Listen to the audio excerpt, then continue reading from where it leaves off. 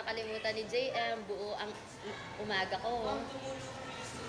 Okay lang, gutom na ako lang. Please review our lesson 1. We will have our quiz. And then we're going to check our activity. Jamaica, did you give me the activities yesterday? Did you submit it? Activities in English.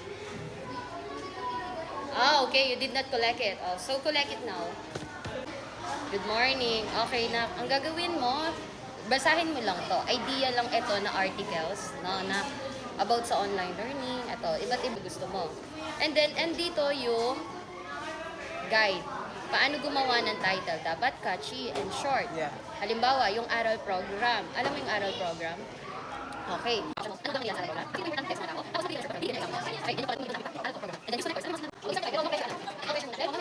Para magkaroon kayo ng idea. Pero hindi ito yung mga topic, ha? Okay, yung iba yung grades, tapos na. I-input na lang yung iba. Paki-turn on na yung ano po, TV. Grace, lagay mo na doon. Ano? Alam mo na paano ilagay? Saksak mo na yung... Why? It's very important to write. Di na kayo nagle-lecture. Kaya tignan nyo yung spelling nyo. Paano kayo magsulat? Ang papangit na ng sulat. Kaskas manok na. Spelling. Mali-mali na. Move. Dahil kanina pa kayo nag-iisip, di ba? Hina-high blood nyo ako. Anak, kapag may pinag-aralan ngayong araw na ito, pag uwi sa bahay, aralin nyo ulit. Pag habang naglalakad kayo, nanyo kasing tiro ng madam, nanyo kasing topic mingene. Hindi yung excited kang tumingin ng computer, ng ML, ng laro. Kailangan habang naglalakad ka, excited kang alalahanin ano ang tinuro ng mga teacher nyo. Naintindihan?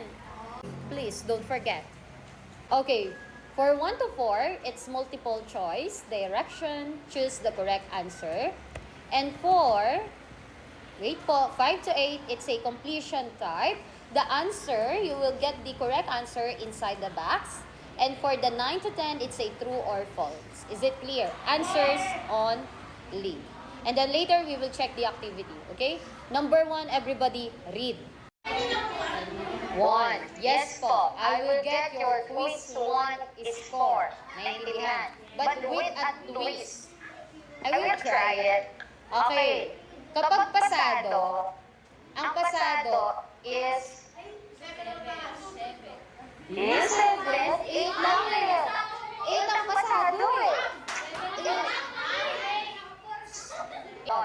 Kunyari, 8 Mang Veron, pero pag bagsak ka, tatawagin mo ako. Nasa'yo. Ganun ba? Corazon.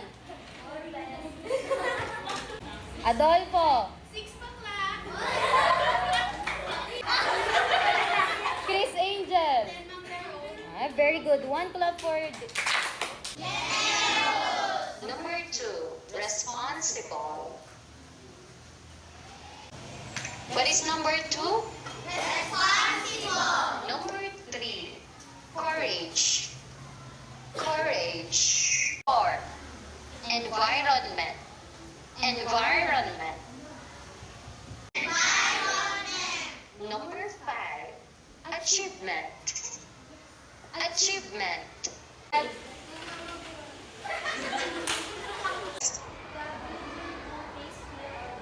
Very good.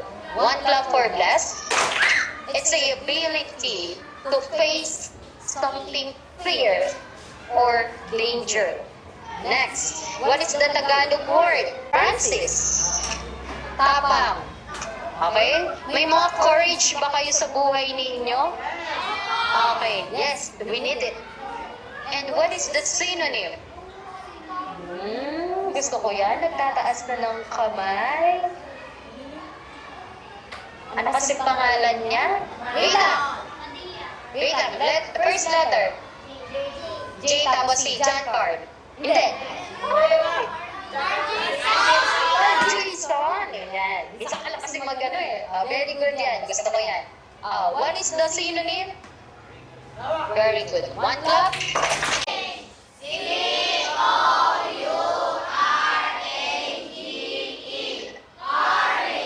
Very good. And now, everybody,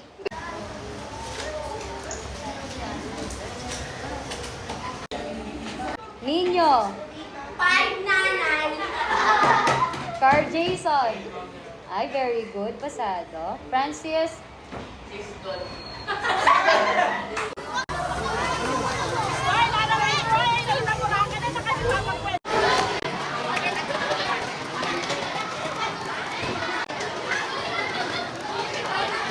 i-check niya ba?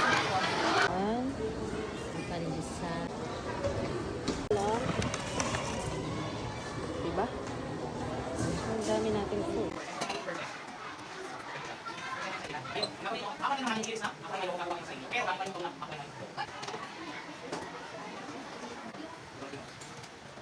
Labas ko makanyan. Aliyah. Ayan. Alam mo, sa parent ko na hindi ako pinag-party. Tingnan nyo? Ay, nag-message si friend. Friend, king kaing... Ay, hello. Ayun, nag-kiss. Nalo yan. Nalungkot ko. Negative ya? Yung pinakamali sa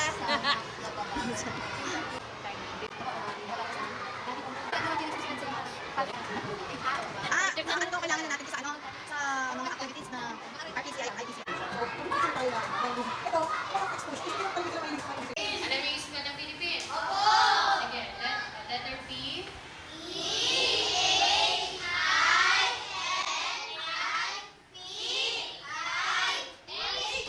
Double P o hindi?